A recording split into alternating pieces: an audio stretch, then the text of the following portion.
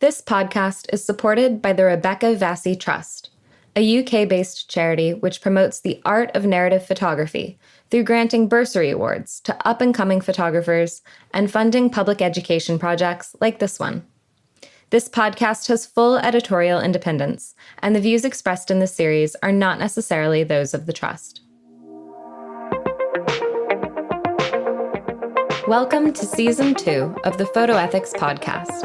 I'm your host, Savannah Dodd, and I'm the founder of the Photography Ethics Center. Each week, I'll be talking with an accomplished photographer about the ethics of their practice.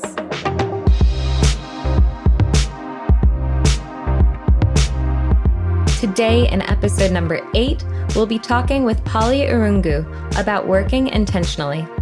Multimedia journalist, digital editor, and self-taught photographer Polly Irungu is the founder of Black Women Photographers, a global community and online database of Black women and non-binary photographers.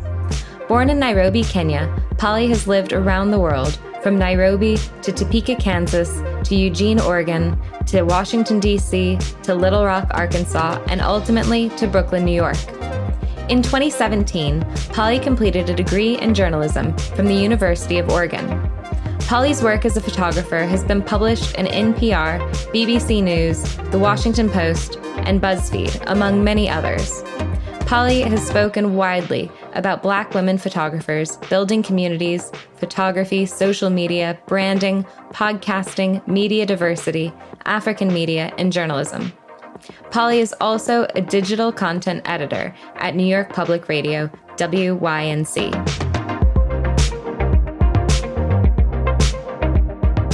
Can we start by you just telling us a little bit about the kind of work that you do? Yeah, where to start? 'Cause I feel like I'm all over the place sometimes. So I'm a multimedia journalist. So by day, I work at New York Public Radio, where I do all things digital and editorial and social for one of the programs that's heard on NPR called The Takeaway. I've been working there since June of 2018. And so that is my full-time job. And then outside of that, I'm a freelance writer and photographer. When it comes to my writing, I do a lot of just like profile and interview style pieces, human interest pieces. Recently started doing more first-person essays as well. And then when it comes to my photography, I started with like most self-taught photographers, anything and everything until I figured out what I love to do. And so I love photographing concerts, pre-pandemic, of course, and portraits, fashion, want to get into more of documentary style work, and also want to go back to some video. I used to do video when I was interning at the athletic department at my university, where I was doing like sport recaps and things like that. And so I want to start incorporating more video into my work soon. That's brilliant. Okay. And how did you sort of first get into, I don't know, photography or the media in general? Sort of what led you down that path? Yeah, so I think, it kind of found me in a sense. So a little bit more background on myself. So I'm from Nairobi, Kenya. So I was born in Kenya. And up until, I want to say, we were about 4 years old when we immigrated to the States. My dad was the first one who left, and then we followed. We, as in my sister and my mother. And so he was in Kansas, and that's where we just landed. I don't know why, but that's where we landed. But that's where we had a host family. So I grew up in Kansas, Topeka, and Lawrence. And during that time, typical, childhood was great. Raised in a typical traditional, African upbringing, Kenyan to be exact. And then after my freshman year of high school, that's when my dad told me, okay, we're moving to Oregon. And I was like, what? Oregon, for those who do not know, is a predominantly white state. It's like on the other side of the coast. And I did not know much about it other than it rained a lot. And I was really not looking forward to that move because all I knew at that time was Kansas. It took me a while to find my footing. When I first moved to the States, I didn't have a language, actually. I was in ESL classes. I had a tutor, a speech tutor, all of that, because I just, I was mixing my tribal language. And then I was mixing English. The only people who could understand me was my mom and my sister for a few years. And then, just when I felt like I was like on top of the world, I was just, I was a freshman, had a wonderful freshman year. I was playing sports. I was very active in the community.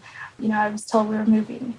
And so that, put me in a deep depression, actually, when we moved to Oregon. I, stopped doing anything that I was, involved in, obviously, because I'm in this new state. I didn't even try out for the basketball team when I was there. I was just very stuck and sad. And, here I am in a whole new state. Here I am realizing the first time, like, oh my God, like, some of my classes, I was only a Black person. I was not used to that. And so just trying to find, a sense of belonging or community or whatever was really hard at first when I was there. And then after my sophomore year in Portland, that was my first year in Oregon. My mom found a job at the University of Oregon, which is in a different city. It was in Eugene, Oregon. So then I moved to join her up there. And so now this is my, third high school. I'm still in Oregon at this point, at least. But again, trying to find my footing and, still feeling stuck. So one of my high school counselors at the time suggested, Polly, they recognized that I was, not doing so well. And they recognized and said, Polly, why don't you try to get involved in some way, somehow. We have a yearbook. We have all these different activities. Just trying to find where you can fit in, where you can get in kind of thing. And so I joined yearbook. I was like, okay, why not? And I actually really enjoyed it. I actually enjoyed picking up a camera and talking to people. I enjoyed hearing what they had to say. I enjoyed, again, the act of taking photos, making photos. And that really, sparked an interest in me that I didn't even know about. And one of them suggested, why don't you look into photojournalism? Look what, journalism has to bring. Again, I had no idea anything about photography or journalism at that point because, growing up in a very traditional African upbringing, like, most immigrants or most Black folks or people of color can assume, like, you're not supposed to pursue one of these kind of careers, right? I was expected to pursue something more traditional, like lawyer, doctor, engineer. Like you hear that running joke, and that running joke has truth to it because literally, like, even when I think of my own family, my family is made up of people in academia and medical field. Like, there's nothing else. And so then when I started, pursuing this, at the time I was just working a typical high school job. I was working at McDonald's as a cashier, and I just decided, you know what? I will just buy a camera and a laptop. I didn't think anything else of it. I was just like, I'm just going to do it. I enjoy this. I'm going to see where this takes me. And so I really enjoyed, again, just the act of, exploring the city, finding people to photograph. I was making friends that way. That was like the first time I was actually kind of like getting to know people in the state. And so, with that said, I decided, okay, I'm going to pursue journalism when I go to college because that's something that makes sense to me. That's something that I feel like I was good at that time.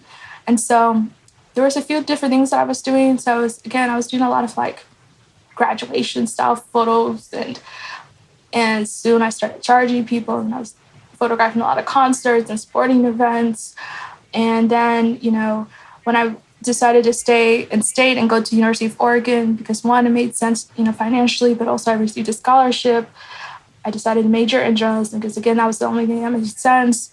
At the time, CNN had this thing called CNN iReports, where you can be like a citizen journalist in a sense. And so I would photograph things that were happening around the city. There was like Occupy Eugene, and then soon there was protests, relating to Black Lives Matter. And so I was just out there documenting that stuff. Didn't realize I was actually practicing journalism at the time, but, that's just what I enjoyed doing.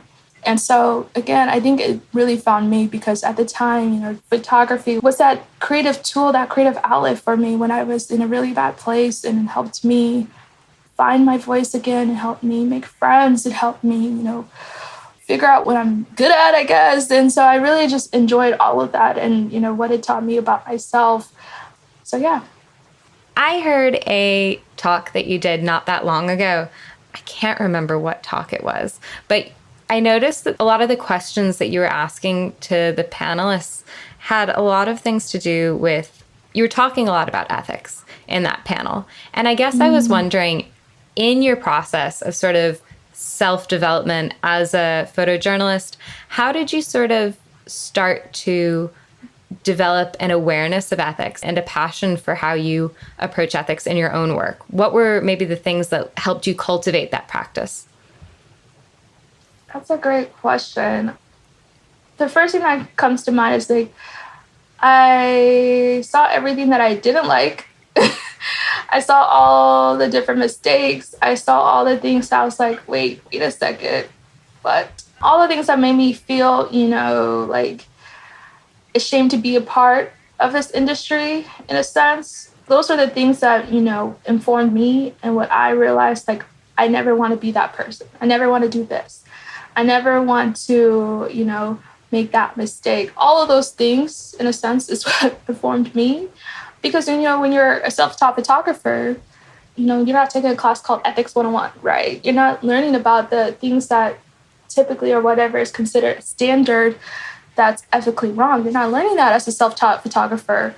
And then depending on what journalism school you go to, you may not even learn that either. You'll learn about like ethics within journalism, but how does that translate into the world of photography, And so that really is something you have to figure out and learn as you go. And then also, be a student in a sense, always be a student and learning from, others who made those mistakes or others who did not, and seeing how they navigate and how they, approach ethics in their own work, and then figure out what your own ethical Bible, whatever you want to call it, figure out what your own ethics are, like what are your boundaries, what line will you not cross. You really have to figure out that for yourself. Because, when I think about it, for example, I was an intern at NPR in Washington, D.C., well, right when I was about to graduate from college. And, at NPR, they have an ethics editor. So they have someone in the newsroom to tell them, this is how we do this is how we not do this. If anyone has a question relating to anything ethical, they can go to that person and ask him, all the questions. Now, who do you have when it comes to the world of photography? Who is that? Do we have like a public editor in photography? I think we all are our own editors in the sense that we're all always critiquing and criticizing when something goes wrong or calling people and things out. And, I think that's fine and fair. And, I try to be on top of those different conversations that take place within the world of photo. Because again, I don't necessarily have anyone to turn to. I just, like, again, what I want to do and how I want to do it. And also, again, like all the different things that made me uncomfortable, all the different things that made me, feel like, why am I in this industry? And why am I in media? And why am I in journalism? Like all those different things, I never want anyone to see what I do and be like, oh my God, like, why is this person here? Like, oh my God, this person is doing, this messing up the industry in whatever way. Like, I want to, leave this industry better than I found it. And so I'm always, trying to be cautious of that. Even when I jump into different conversations, even before, I launched Black Women Photographers, I was always thinking about like, does it make sense for me? Like, why me? What am I adding to this conversation? Am I the best person to even speak on anything or relating to whatever it may be? Am I even the best person to launch a community for Black women photographers? I was having all those questions and really just thinking about it and asking myself those questions. And I think all of us, have more of those internal, like, I don't know, self-aware conversations with ourselves and really just be mindful of what we are contributing, to any space we're in. So I think that what you're sort of describing about how you can make a difference and shape the industry in a way that is meaningful. I love what you said there, that leaves it better than you entered it. I think that that's a really great aspiration, that it'd be great if everybody sort of approached things from that perspective, Let's talk a little bit more maybe about Black women photographers and maybe about like when you founded that and what your impetus was behind that. Yeah, so I feel like it goes back to when I was in Oregon, when I first, picked up a camera and when I decided, okay, I'm going to do this. So I went to the University of Oregon, which, it's a predominantly white university. At the time when I went, I think there was like a little over 24,000 students. So it's not small and it's not the largest, but it's like a fair size. And out of those like over 24,000 students, I think there was about a little over 300 of us that, identified as Black. And within, those 300 of us out of 24,000, and then you think about how many of those folks were in the program for journalism, there was not that many of us. And so I didn't know any Black photographers on campus when I was there. That's not to say that there wasn't. Maybe there was, and we just never crossed paths. But I didn't know any other Black photographers. I became like one of the go-to photographers on campus who also happened to be Black and a Black woman at that. And when I started trying to, navigate, and I figured I wanted to, be more serious about this, it was very lonely not knowing any other Black photographers, no one to really turn to and ask for advice. I, was longing for a community, and I just didn't have one for photography. At the time, I learned about NABJ, which is the National Association of Black Journalists. And so I was able to find a tribe within that organization. Within that organization, they also have a visual task force, which, became some of my, family in a sense, because they are incredible folks who deeply care about this industry and are advocates for change. And so my visual task force family also, helped push me to, stay in this field, to help see myself as someone who can be in this industry. Because at the time, I just didn't know if journalism or photography was for me. I enjoyed it. I was starting to be good at it. But, not seeing that representation, not seeing anyone who was a successful full-time photographer or multimedia journalist, I didn't see anyone at the time who I could turn to and ask for advice, or I guess have a mentor in a sense. Now, of course, I have like all these unofficial mentors who I lean on, and they have been helpful and instrumental in my career. But, at the time, that's what I was longing for. So when I was there, social media started to become a thing. And so I was on Twitter, and I just made this Twitter list called Black Women Photographers. Didn't think anything of it. Of course, I had no plans to launch a community of it at the time. I just wanted to see that, diversity. I just wanted to meet other Black women photographers. And I just wanted to, be inspired. And so I just made that list and started adding, folks who identified onto my Twitter list as they randomly popped up on my timeline. And again, just having that source of inspiration, place to turn to. And so, fast forward 3 years later, it's now 2020, and I share my Twitter list randomly on Twitter, depending on like different conversations that take place or whatever. I just, randomly tweet it out. And one of the times I tweeted out, I think it was around, I want to say March or something. It was early in 2020 when I tweeted it out again. And this time it garnered more traction, garnered a couple more hundred retweets. And a few folks, reached out and said, you should do something with this. I'm like, I don't know what that means. Like, okay, let me think about it. Like, what would that mean if I was to do something with this? Obviously, at that time, I was a big fan of, women photograph and very inspired by everything that, they do. And I was like, okay, be similar to this, or what would it look like? And I started reaching out to folks on my Twitter list to get a better sense of, just where they were at and how they're feeling about their careers in this industry. I asked folks a series of questions. Mind you, I don't know these people at all.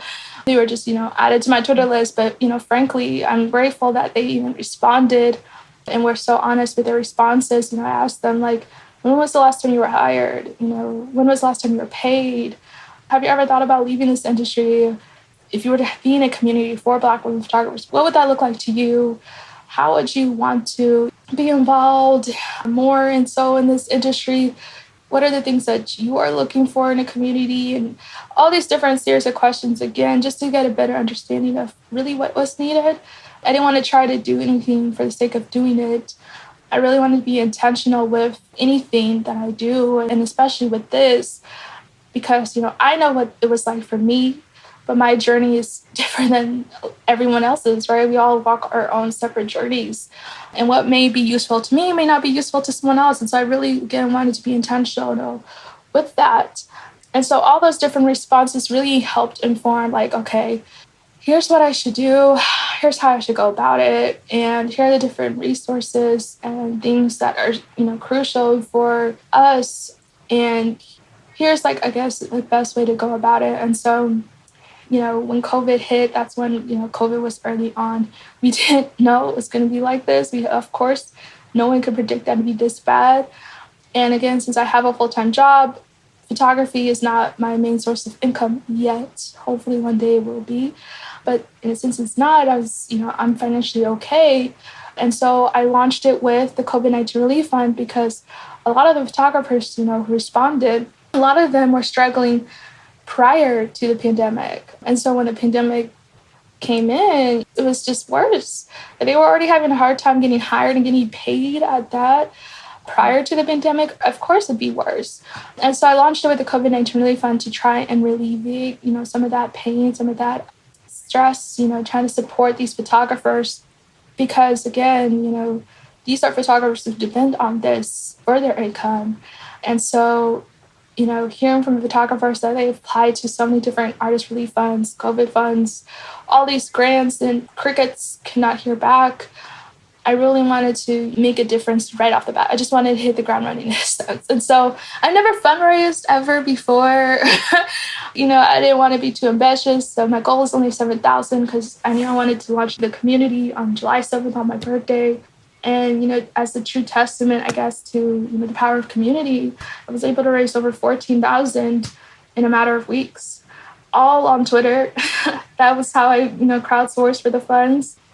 And I was able to disperse that to photographers here in the States and internationally, and provided people that small, relief that really made a difference at a time when they really needed it.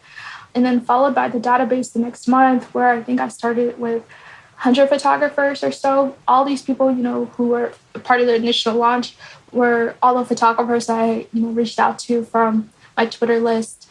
And then since then, it's just been growing so organically.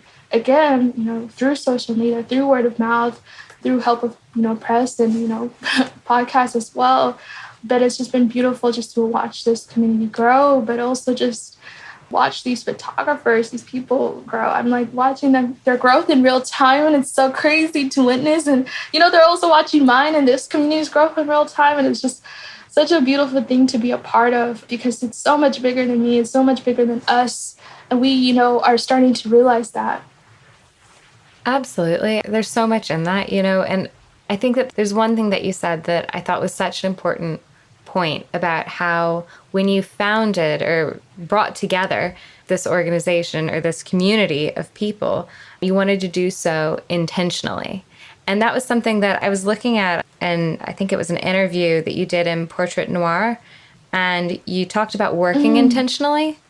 And I was wondering if you could talk a little bit more about what does that mean to you as a photographer to work intentionally? What does that look like? Oh, yeah, that's a great question. And it's funny because, at first I feel like I probably didn't even know what that meant when I, was doing it or said that or whatever.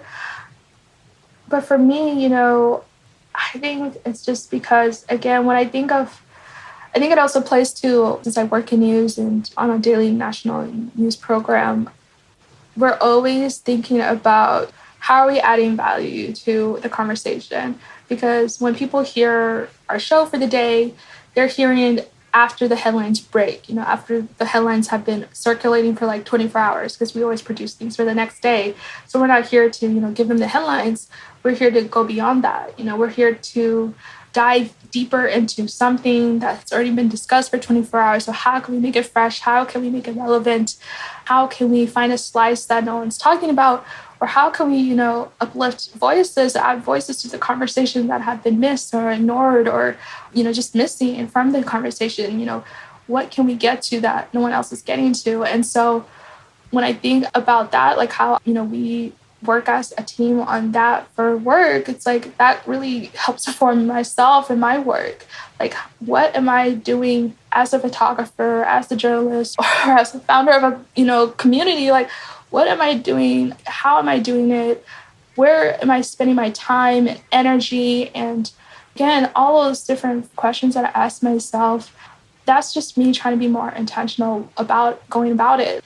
Even with the community, it's like, okay, what photographers, in a sense, like if I translate that to like photography or like I said, building this community, what photographers are missing from this community? Is it a specialty that's missing? Is it a skill level that's missing? A background that's missing? Who's missing? Even when I see photographers, a little quiet, like, how are they doing? Like, what's going on like that? What kind of support can I provide? Can this community provide that to help them with whatever they're dealing with?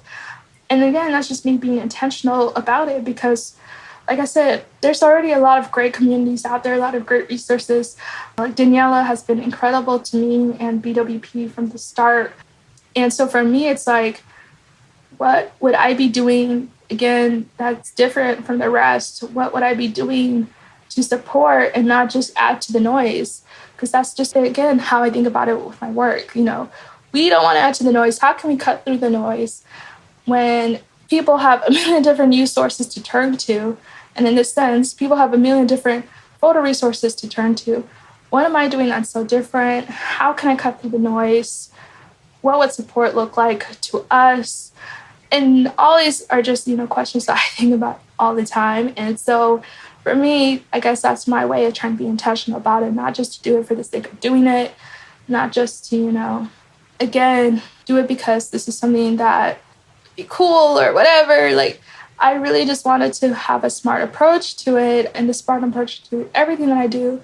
And also now, especially with this pandemic, any energy that we have, like, kudos to us for even having any energy to go through a single day because it's exhausting. Like, this pandemic has added a whole level of exhaustion that I was not expecting or dealing with prior. And so anywhere I place my energy to, like, I really have to be careful and, like, mindful of that. I'm like, listen, like, because it's like, I know how exhausted I get now these days. And so, again, being mindful of my time and energy is like, where am I placing it? How much am I giving to this and that and that? And knowing how, by Friday, like, I don't want to hear from anyone. Like, my photos on Do Not Disturb. Like, and so just being mindful of that. Okay, like, if I know I'm productive for only, like, maybe 3 or 4 days of the week and now, okay, how I'm going to be intentional with my time and what I do with those, 3 or 4 days that I know I'm actually productive. So, that is really just, like, what it means to me in a sense. Yeah, definitely. Like, that so resonates. And I wish I could, I don't know, I draw on that sort of intentionality because I struggle with that myself. Yeah, I think that's a tough thing to regulate, how you spend your energy and things. I think it's so important. I was wondering, you sort of touched on this a little bit, but I was wondering if you could dig into it a little bit more about maybe the things that you have learned through working in the media industry that has informed your photography practice and things that maybe other people can learn from, particularly when thinking about ethics of how we work. Yeah, let me think about this. This is a good question. So as a student photojournalist, it's like, it's the different things that we know. It's like the basics. It's like the basics of like 101, like the things that you do not do. Like, you do not plagiarize. You make sure you credit your sources. Like, those are the things, like the basics that right off the bat that, it's just 101. And then, working it in a sense and now in radio, it's like, again, you kind of apply those same like fundamental like basics within journalism to radio. Like, nothing gets lost in translation in that way. But then again, it's like you have to also be more mindful of, so us, because we have a big platform. I mean, over 2 million people listen to the show and the podcast. And so it's like, with that platform and, people, this may be the first time someone is hearing about this subject matter. It's like, okay, who are we having on the air? And are they the best person to tell this story? Like, are they the, first reporters who originally like touched on this or broke the story or whatever? Or was this just, national media picking up what a local media place did? So like, ethically, should we have the national reporter because we are a national radio program? Or is it like, okay, did they get this information from the local news, the local reporter? And so should we have a local reporter on? Like, aren't they the best? And so that's how, I guess, how I think about it. It's like how we approach that and how we're so mindful of the voices we bring onto the air. And also just making sure that, again, we're telling the heart of the story, because we only have a couple minutes to like break down I don't know, it could be anything. So like our most recent coverage, I think, was the ongoing like union strikes with Amazon and Alabama. And so it's like, how do you get to the meat of this within like 4 minutes? Or even when I was producing a podcast myself, I produced a podcast on the New York Times' 1619 Project. And I was like, how do I even begin to tell like 400 plus years of slavery in America in 30 minutes? You know, like what would that even mean? And ethically, like what can I even do? Like, and how can I ethically tell this and not like whitewash it or anything like that? And how can I make sure that the voices I bring on are also the best ones to tell this story and what they can add that's different? And then so I guess, you know, with that said, I don't know, like when I think about it when it comes to like my photography, it's like, I think there's a few different things. I think you mentioned this, you know, the webinar we were talking about that was like surrounding like different ethics within journalism, photojournalism, was with Photo Shelter. It was like a part 2 of a conversation that I hosted last year. I did this roundtable with Black photojournalists at the peak of, you know, the protests last year for Black Lives Matter in the States. And I, you know, was having them discuss their work, but also talking about the things that people don't see necessarily, like the mental health, the trauma of doing this work. And then again, who has the right, because at the time there was a lot of conversations about who has the right to tell these stories, who has the right to document these protests. And so I had them touch on that. And so this was like a part 2 with a few of the original panelists, Alexis and Dee. And I had them talk about image making versus image taking. Again, you know, who has the right? Where do we go from here? Like, how do we go beyond like the conversations last year? Like, and have they even seen any change so far within the industry? And what do they hope to see? And how can this industry support, you know, Black photographers more? So those were the kind of conversations we had in that webinar. And so, again, just thinking about that and just thinking about even my own photography, it's like, okay, am I the best person? You know, I also ask that myself because, you know, just because I'm Black and just because I'm a woman, like, am I still the best person for XYZ? And so I still say no to things. And I'm like, if I can say no, then I know my counterparts who are white can also say no, like, and can pass up an assignment and can, you know, recommend someone else who may be better to tell or to photograph or whatever. And for me, it's always like, again, because I know how time feels time feels so much more limited now within this pandemic. Like, I mean, obviously we always experience loss and we always experience death before this, but now I just feel like it's everywhere. Now I just feel like I can't, you know, stop thinking about that. And so for me, it's like, I'm also starting to think about my work and what it says about me, what it says about, you know, whoever I'm photographing or whatever community I'm in. And really just being mindful, okay, like, did I do right by XYZ? Did I do right by this person, this story, or whatever? And again, I guess starting to think about like, you know, legacy or whatever. And I'm so young in my career, so it's like weird to even think about legacy, but it's also, again, because I guess since I'm always seeing death around me, it's like, okay, like, you know, what would I be leaving behind? And would I be proud of that? And what work would I be leaving behind, you know? So would I be proud of that work? And so I guess that's, you know, how I think about it a lot, and what I think about with what work I say yes to and what work I don't say, you know, yes to, because it plays a large part in, you know, the mark you'll be leaving. And then would I be proud of that? Like, you know, 5 years from now, would I be like cringing at myself for like taking on that at work or whatever? And I'm really, again, going back to just being my levels of productivity, like knowing that I can only have the bandwidth to do so much now, knowing how tired I get these days, being mindful of that and being mindful of, would I be doing this and I won't be able to do right by it because I'll be too tired? And so would I just be giving it the bare minimum? I never want to give anything I do the bare minimum. So I guess, I don't even know. I hope that answers the question, but that's just like thinking out loud. Like, that's how I approach it with my work. And I just think, you know, as humans, we should always have those standards, and we should always think about what this may do for whoever or whatever community you're I try to lead with empathy. I guess I always try to find the human side of things. Like I try to humanize stories. Like even with our coverage that we're doing of COVID-19, anytime I pitch something, I try to pitch something that's relating to like the human side. Because I feel like when you say like 500,000 dead, people just hear a number and they keep moving on. Like they don't stop to think that those are 500,000 people that are sisters, uncles, brothers, parents. Like those are actual people and they have actual stories and they liked movies or whatever. Like trying to find that human connection. That's just like how I think about it, because even one of my most recent pitches, we didn't do it on the air recently, but I just pitched this the other day. Guardian was doing this year-long project on healthcare workers who died of COVID in the States.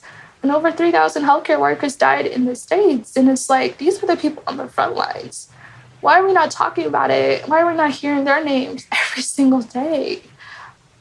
And that's just how I think about it, I guess. Can you think of any examples of ethical dilemmas, sort of specific ethical dilemmas maybe, that you've had to negotiate in your work as a photographer?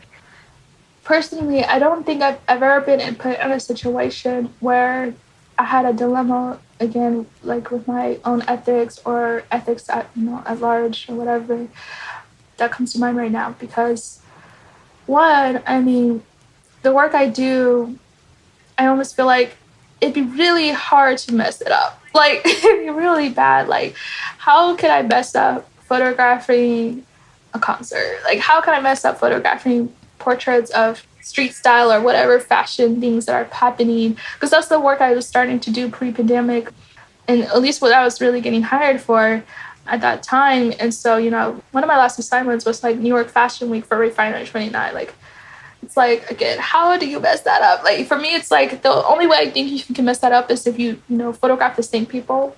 If you let your biases or whatever come to mind.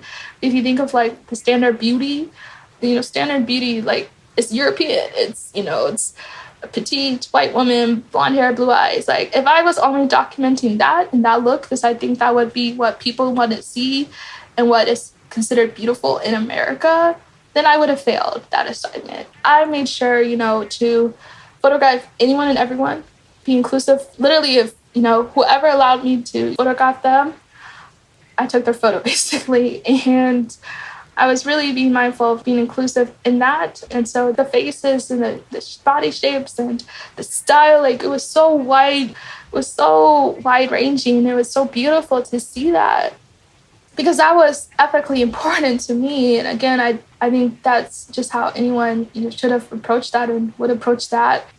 And fortunately, again, I don't think I've been put in a situation that left me feeling like I had to choose between what's right or what's wrong, or have that internal dilemma. I've never been put in that situation, and so far I've never put myself in that situation.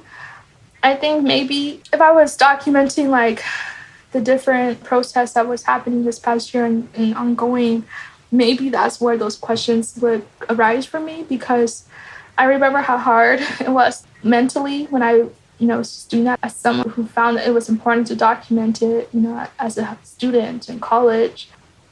And it was so hard, tough on me that I never did it again. Like, I didn't document any other protests last year, because I just mentally couldn't pick up my camera to do it. Because I would look back at my past work and, realize that, man, like, what has really changed? Like, if I just swapped out names, like, I feel like I'd be making those same images, and that really just, like, haunted me, and so I couldn't do it. So maybe that's where I would have those dilemmas.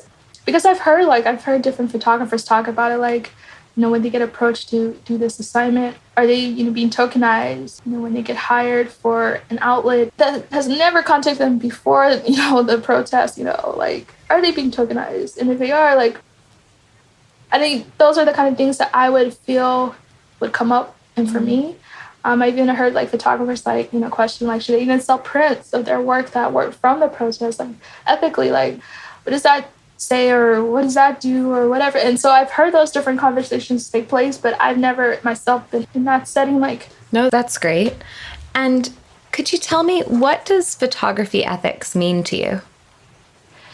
Well, it's funny because I feel like that this definition is constantly changing. Again, I think there are fundamentals that every photographer probably knows and sticks to, but then you go beyond that, and then everyone should have their own personal, like, again, line where they do not cross.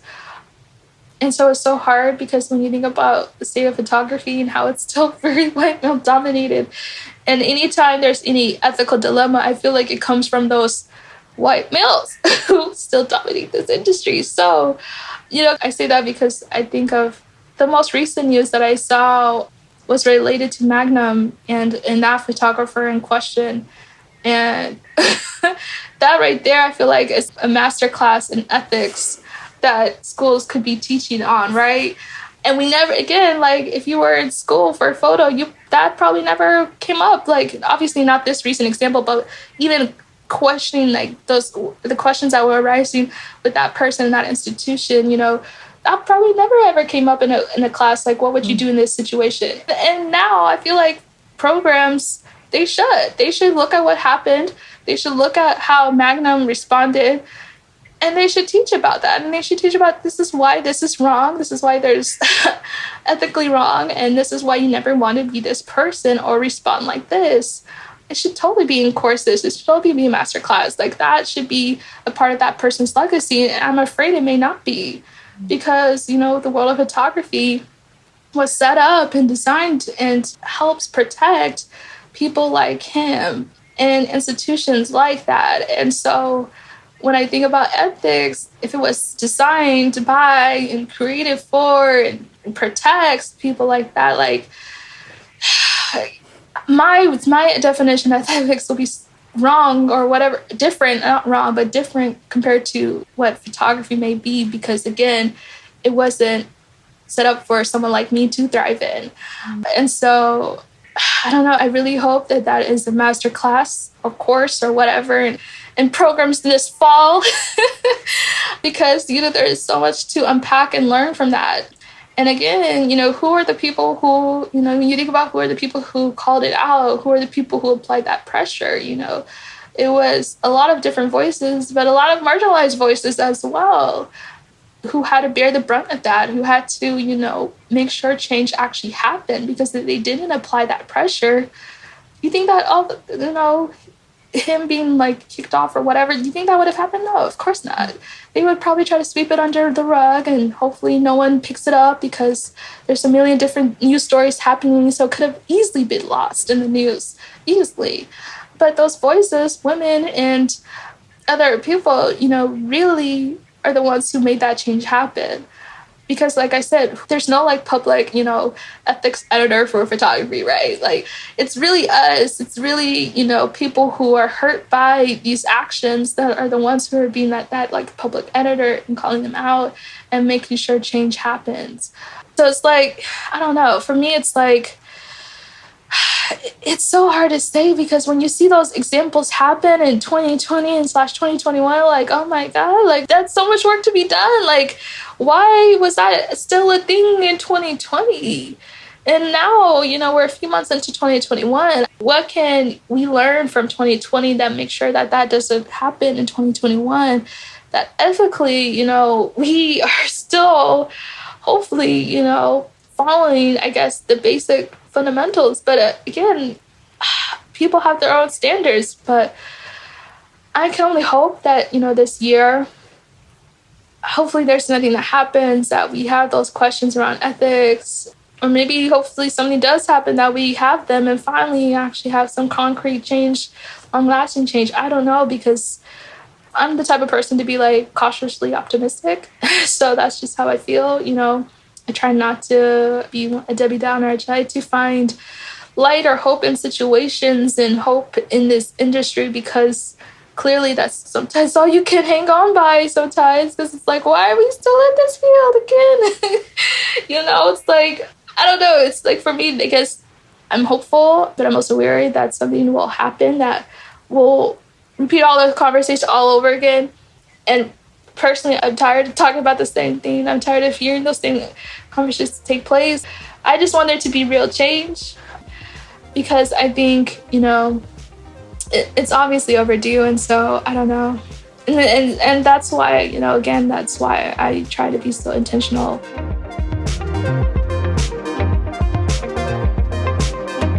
Thank you very much for listening to this episode of the Photo Ethics Podcast.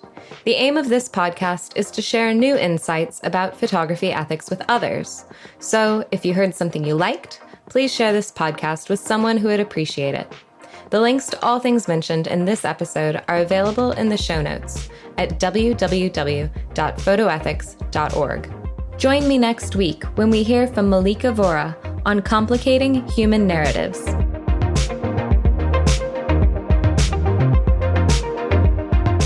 If you're enjoying this podcast, why don't you check out our online courses? We've developed a series of 3 online courses designed specifically for photojournalists and documentary photographers. We discuss questions like, how do we achieve accuracy in our photographs?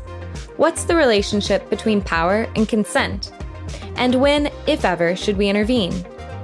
These online courses come with perks, like access to an online community group for discussion and Q&A opportunities with me, the course leader.